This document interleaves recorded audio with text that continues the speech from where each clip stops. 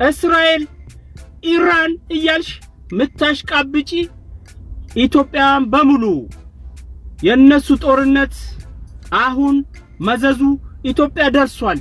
በጣም በሚያሳዝን ሁኔታ ይውላችሁ አዳር ተሰልፈን አድረን ማለት ነው ነዳጁ አለቀ ተባለ። ይሄው በጦርነቱ ምክንያት ምግብ ጨመረብን፣ ትራንስፖርት ጨመረ። ምን ያልጨመረ ነገር አለ? እስቲ ከጦርነት ምን አገኘ? ሰላም ጤና ይስጥልኝ። በመላው ዓለም የምትገኙ ውዴቱ ቤተሰቦቼ እንደምናችሁ እንደምንከረማችሁ። ያው እንግዲህ እንደተለመደው ትኩስ ነገር ከዚህም ከዛም ለእናንተ እንግዲህ ወቅታዊ ይሆናሉ ብዬ ማስባትን ነገር እንግዲህ ይዤላችሁ መጥቻለሁ ማለት ነው። ከእናንተ የሚጠበቀው እንግዲህ እቺን ነገር ሙሉ ለሙሉ አይታችሁ ከዛ በኋላ ኮሜንት መስጠት፣ ከወደዳችኋት ላይክ ማድረግ፣ ያው አዲስ ለሆናችሁ ደግሞ ሰብስክራይብ አድርጉ ብዬ እንግዲህ ፕሮግራሚን ጀምርላችኋለሁ። እንዳልኩት እንግዲህ ሙሉ ለሙሉ ካላያችሁት ብዙ ጊዜ እኔና እናንተ የምንጣላበት መንገዶች እየበዙ መጥተዋል ማለት ነውና ብዙ ኮሜንቶች በብዛት ይመጣሉ። አሁን ባለፈው በሰራሁት እንግዲህ ፕሮግራም እንደተመለከታችሁት ሐሳቤን ለመግለጽ እንግዲህ ሁሉንም በአንድ ደቂቃ ውስጥ መግለጽ ስለማይቻል በተለያዩ አይነት ምክንያቶች ነበር ያቀረብኩት። ነገር ግን ሰዎች በተለያዩ አይነት ነገር እየተረጓገሙት የመጀመሪያዋን ነገር ብቻ በማየት መጥፎ የሆኑ እንግዲህ ኮሜንቶች ይመጣሉ ማለት ነው። ከእንደነዚህ አይነት ነገር እንግዲህ ለመቆጠብ እናንተም ራሳችሁን እንግዲህ ለማዘመን መጀመሪያ የሚታዩትን እንግዲህ ቪዲዮዎች የኔንም ሆኑ የማንኛውንም ሙሉ ለሙሉ ካያችሁ በኋላ ኮሜንት ማድረጉ ሳይሻል አይቀርም ብዬ እንግዲህ በዚህ አጋጣሚ እናገራለሁ ማለት ነው።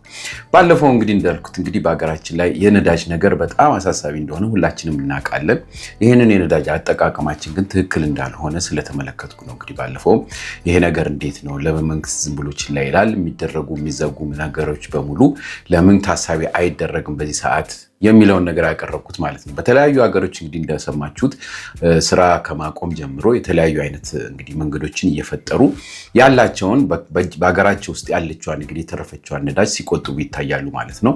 በእኛ ሀገር ግን እንደዚህ አይነት ነገሮች በጣም እየታዩ አይደለም። ይህንን ነገር እንግዲህ ከማየት የተነሳ ነው ለመናገር የወደድኩት ማለት ነው። ጦርነቱ በውጭም ቢሆን ነገር ግን በሀገራችን ውስጥ የምናደርጋቸውን እንቅስቃሴዎች መቆጠብ ያለብን ይመስለኛል። ከዚህ በፊት ኮቪድ እንግዲህ በነበረ ጊዜ እንደነበረው ህብረተሰቡ መተባበር አለበት ብዬ ስለማምን ነው እንደነዚህ አይነት ነገሮች እንግዲህ በሰው አይምሮ እየተመላለሰ የሆነ የራሱ የሆነ ውሳኔ ወይም ዘዴ እንዲፈጥር ብዬ ተናገርኩት ማለት ነው ባለፈው።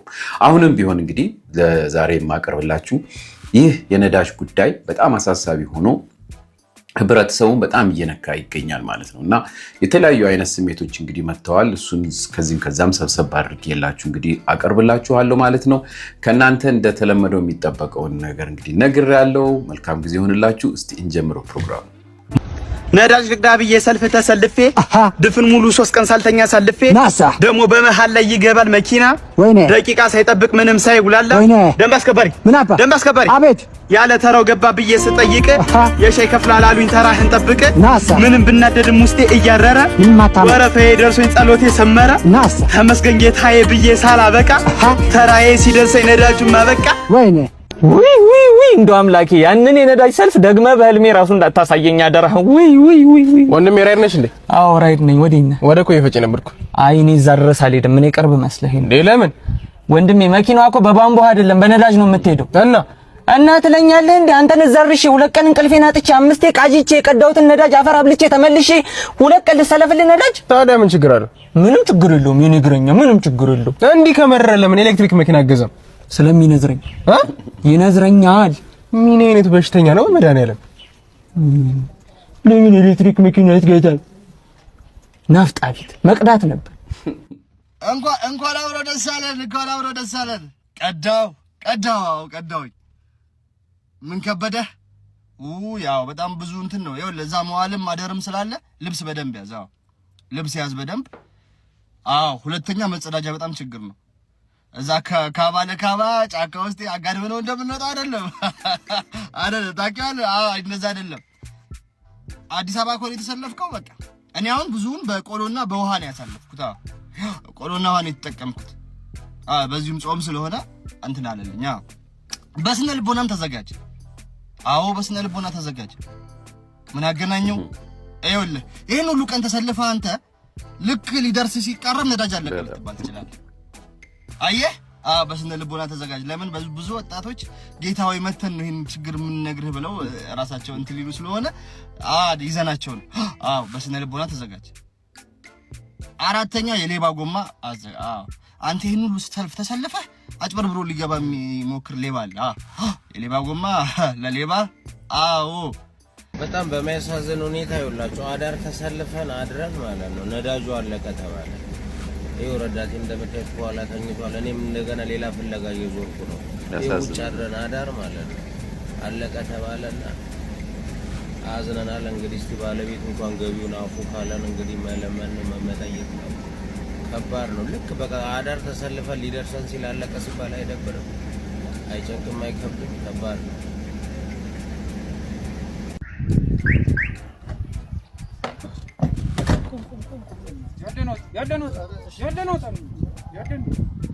ሂድኔ ብር ስልክ ምናምን አልፈልግም። ብር ነዳጅ ነው ፈልግ። ነዳጅ ነዳጅ ነው። ያሳሰቡ ጉዳዮች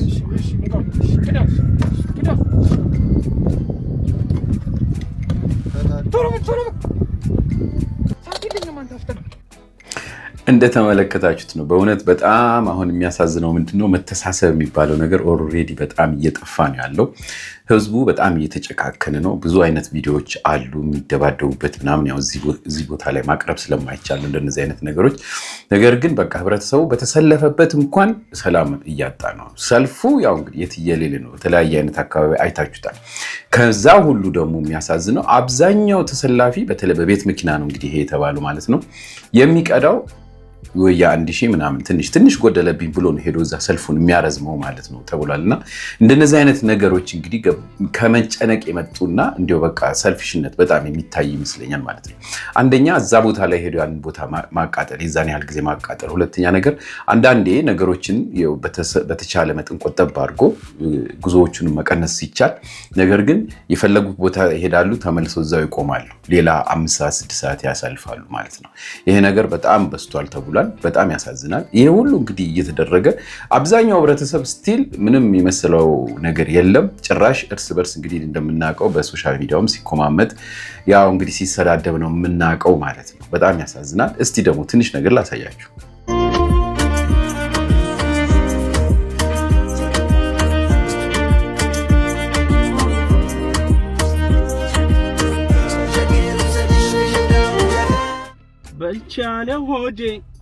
በልቻለ ሆዴ ሲቀር ለሚቀረው ምነው መናደዴ።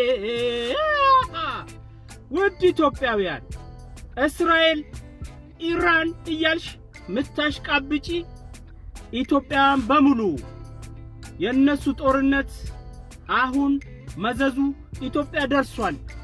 አንድ ዲዝል መኪና ለመግዛት ከፈለገ ነዳጅ ማደያ ቢያንስ በትንሹ 2 ቀን ማደር አለበት ተባለ ትላለ ማለት ነው።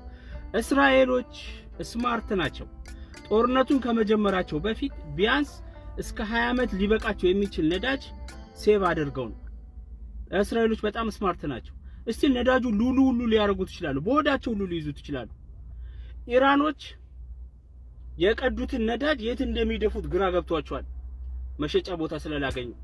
አሜሪካ ከ20 እስከ 30 ዓመት ድረስ ቁጭ ብላ የምትቀዳው ነዳጅ አላት የደበቀችው። ኢትዮጵያዊ የነገ የምትበላውን እርግጠኛ ያልሆንክ ኢትዮጵያዊ ኢራን ታሸንፋለች፣ እስራኤል ታሸንፋለች የምትል አሽቃባጭ በሙላ ማለት ነው። የት አለህ አሁን? ይድረሱላ ኢራኖች፣ እስራኤል ትድረስልህ። አፈር የበላ እኔ በህይወቴ ብዙ ሀገር ዜጎችን አውቃለሁ።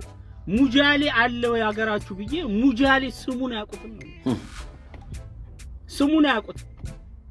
ረሃብ እኮ ጸጋ ነው። የትም ሀገር አለ። ጠኔ የለም ከኢትዮጵያ ውጭ የለም ነው። አፈር የበላ ሀገር ላይ ብዙ ያልተሰራ የቤት ስራ አለ። አንተ ግን ኢራን ታሸንፋለች አያቶ ላይ ድረስልህ። ይሄው በጦርነቱ ምክንያት ምግብ ጨመረብን፣ ትራንስፖርት ጨመረ። ምን ያልጨመረ ነገር አለ? እስቲ ከጦርነት ምን አገኘ ንገሩኝ እስቲ።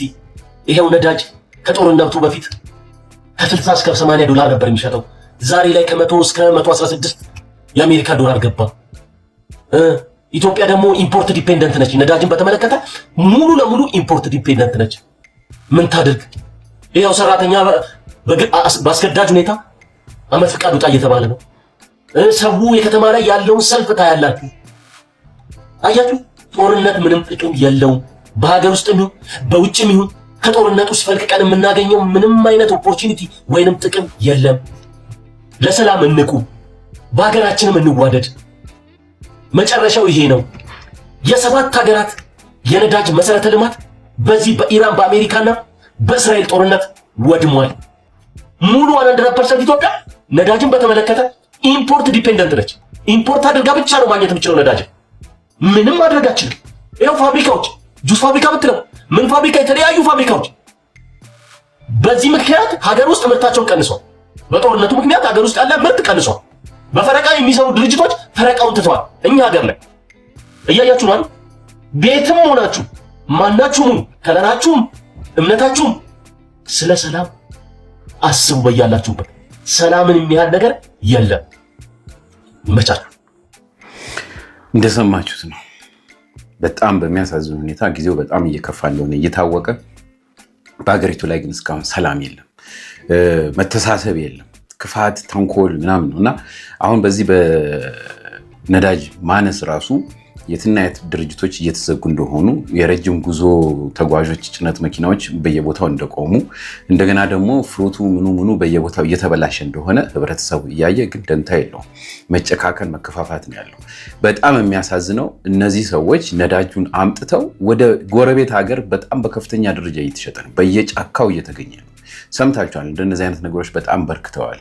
ነገር ግን ስቲል ስለ አገሪቱ፣ ስለ ህዝቡ ወይም ስለ ወገኑ ወይም ስለ አጎት ስለ አክስቱ እንኳን የሚያስብ የለም። ሁሉ ነገር ከመጣ ሁላችንም አንድ ላይ ነው የሚያጠቃለው ብሎ የሚያስብ አንድም ህብረተሰብ ባለመኖሩ እንደነዚህ አይነት ነገሮች እንግዲህ እየተሰሙ ነው ማለት ነው። አሁን ድርጅቶች ምኖች እንዲቆሙ ተደርገዋል። ነገ ደግሞ ትምህርት ቤቶችም ሆኑ መስሪያ ቤቶች መንቀሳቀስ ያቆማሉ። ምክንያቱም አንድ ቤተሰብ ተነስቶ ወደ ስራው ሲሄድ ነው ቤተሰብ ልጆቹን ጥሎ የሚሄደው ማለት ነው። ወደ ስራው ማሄድ ከሆነ የሚንቀሳቀሰው ለልጆቹ ብቻ ሊሆን ነውና ይሄ ነገር ሊሆን እንደማይችል ሁላችንም የምናውቀው ነገር ነውና በጣም ከፍተኛ የሆነ በአገሪቱ ላይ ችግር እያለ ህብረተሰቡ ሊስማማ አልቻለም።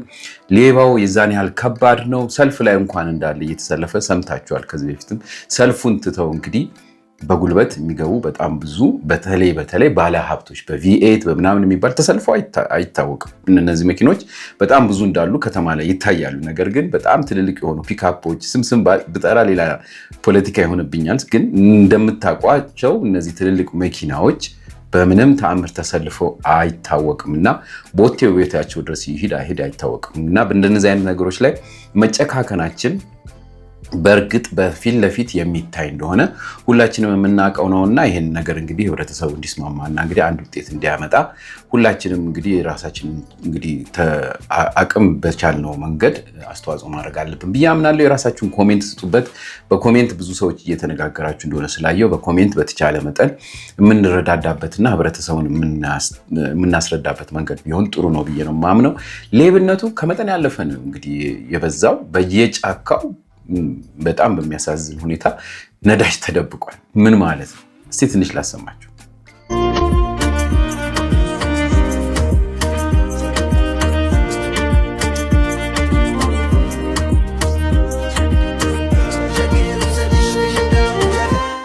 ነዳጅ ከማደያ ወጥቶ በየጫካው ሸፍቷል። የጸጥታ ኃይሎች ጀሪካንና በርሜል በየጥሻው ያደኑ መሆኑ ሲነገር የነዳጅ ነገር ወደ ለየለት እየሄደ እንደሆነ ስጋትንን ጭምር ፈጥሯል። የነዳጅ እጥረትና የማደያዎች ህገወጥ ድርጊት አሽከርካሪዎችን ለእንግልት እየዳረገ ይገኛል። እንደሚታወቀው በመካከለኛ ምስራቅ ባለው ጦርነት ምክንያትም የተከሰተው ዓለም አቀፍ የነዳጅ እጥረት በኢትዮጵያ ግን ከፍተኛ ጫና እያሳደረ ይገኛል። በአዲስ አበባ የሚገኙ አሽከርካሪዎች ነዳጅ ለማግኘት ከ6 እስከ 7 ሰዓት አልፎ ተርፎ ማለት ነው ለቀናት ወረፋ በመጠበቅ ለከፍተኛ እንግልትና እንዲሁም ደግሞ ለገቢ መቋረጥ መዳረጋቸውም የተገለጸ ይገኛል።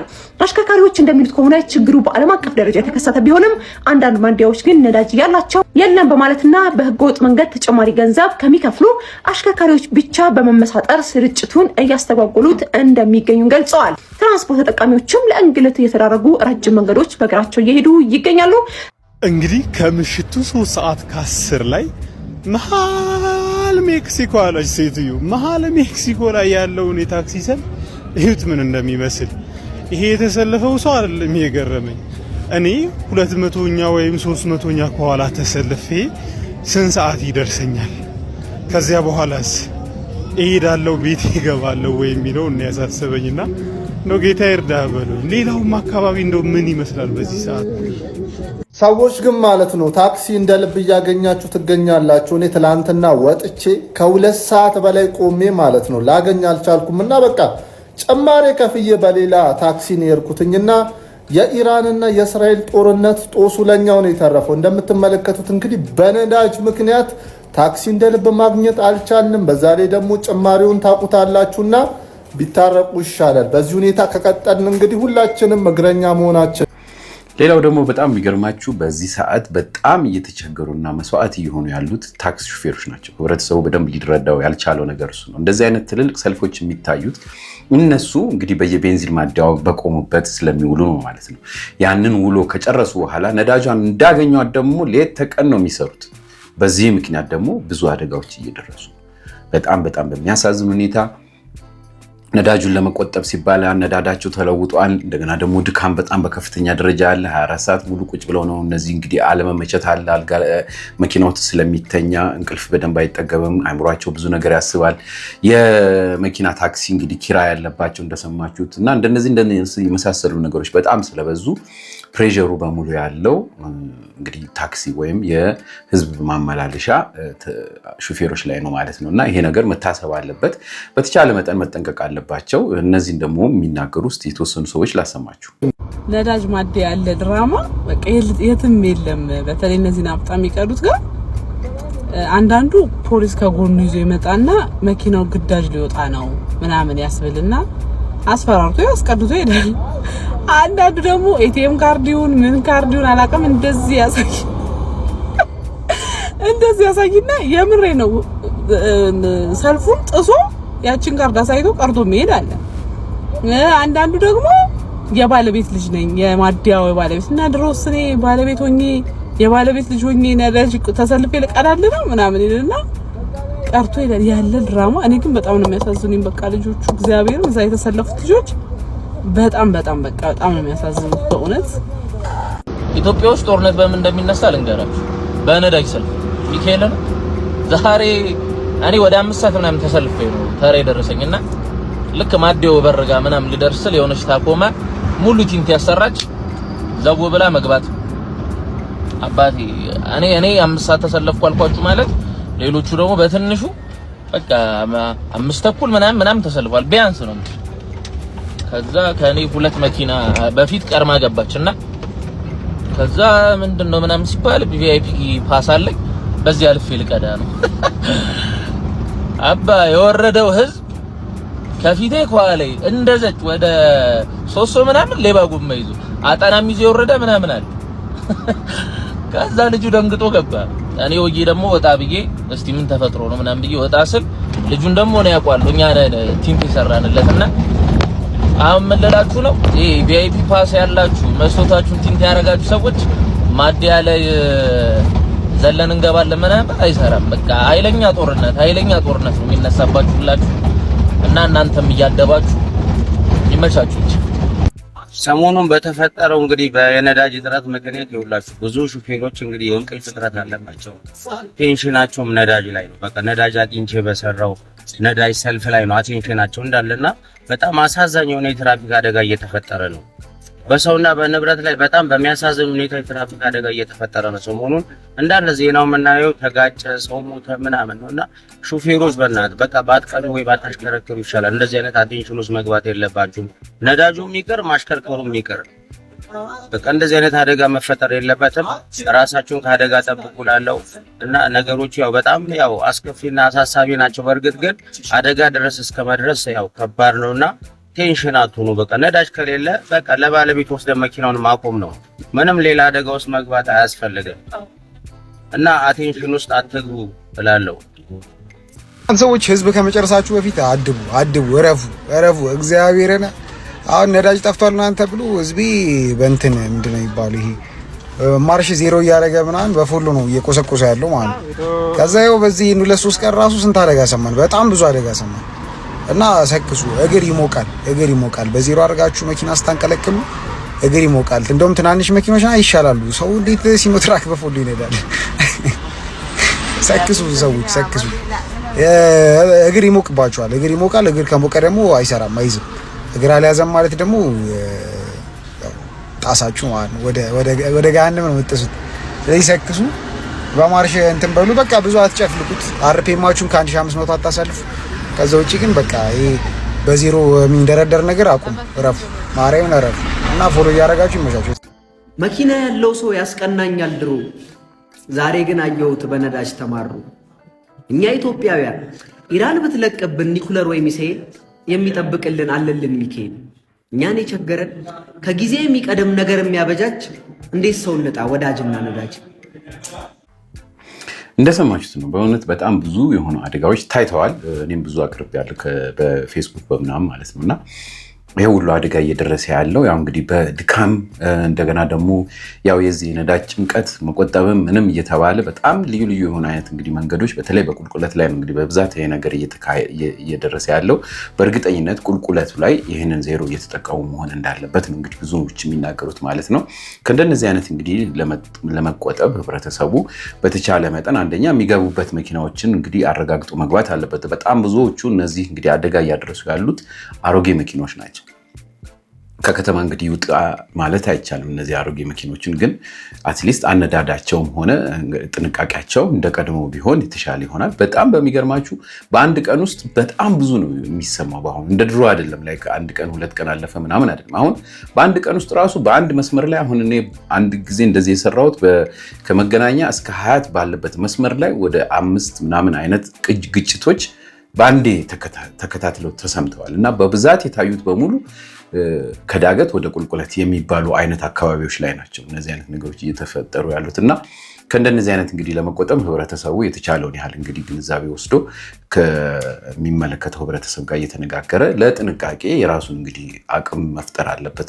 ሁለተኛ በድካም ባይነዳ ጥሩ ነው። አይ ነው እንግዲህ ይሄ ብዙዎቹ እነዚህ በስራ ላይ ያሉ በኮንትራት የሚሰሩ ሰዎች ሰዓቱን ለመቆጠብም እንደገና ደግሞ ስራ ገንዘቧንም ላለማጣት የሚሯሯጡበት አሯሯጥ ሊሆን ይችላል በሚል እንግዲህ በህብረተሰቡ የሚነገር ንግግር አለ ማለት ነው። ይሄንን ነው እንግዲህ ላቀርብላችሁ ለዛሬ የወደድኩት ማለት ነው። ውድ የኢትዮጵያ ቤተሰቦች የራሳችሁን ኮሜንት ስጡበት። በእንደነዚህ አይነት ነገሮች በብዛት መምጣትና ህብረተሰቡ እስኪገነዘብ መስራት ያለብን ይመስለኛል። በተረፈ እግዚአብሔር እንግዲህ ኢትዮጵያን ይጠብቃት። ይሄ ነገር ክፉ ነገር ነው። ወደፊት ብዙ አይነት ነገሮች ሊያመጣ ይችላል ተብሎ ይጠበቃል። ጠቅላይ ሚኒስትሩ ከዚህ በፊት ይህንን ኤሌክትሪክ ካለገባ እያሉ የነበረው ነገር እውነት መሆኑ በጣም እንግዲህ አሁን ታየ ማለት ነው እና ይህም አንድ የሆነ በጣም የሚገርም ነገር ነው። አገራችን ላይ ይሄኔ በተቻለ መጠን ህብረተሰቡ ይህንን ኤሌክትሪክ መኪና በርከት አድርጎ ቢያስገባ የተሻለ ውጤት ይገኝ ነበር ማለት ነው። አሁንም አንዳንድ ነገሮች ለመታገል እየሞከረ ነው መንግስት። በእንደዚህ አይነት ነገር ሰየው ያስብላል ማለት ነው። እስቲ እናንተ የራሳችሁን ኮሜንት ስጡበት ላለው። በተረፈ በሚቀጥለው እስከምንገናኝ ደህና ሁኑ እያልኩ ልሰናበታችሁ። አንድ ሰው የተናገረውን ነገር ላሰማችሁ። መልካም ጊዜ ይሆንላችሁ። አሁን በዚህ ጊዜ ነዳጅ ኢትዮጵያ ብቻ ሳይሆን ሁሉም ሀገር ነዳጅ ተወዷል እና ይሄ ነገር ሳይመጣ ነዳጅ እንዲወደድ የተረዳ ብቸኛው መሪ ጠቅላይ ሚኒስትር አብይ አህመድ ነው። ይህንንም ያልኩበት ምክንያት የዛሬ 2 ዓመት በፊት የኢትዮጵያ መንግስት ኢትዮጵያ ውስጥ ከኤሌክትሪክ ውጭ መኪኖች እንዳይገቡ እያደረገ ነበር።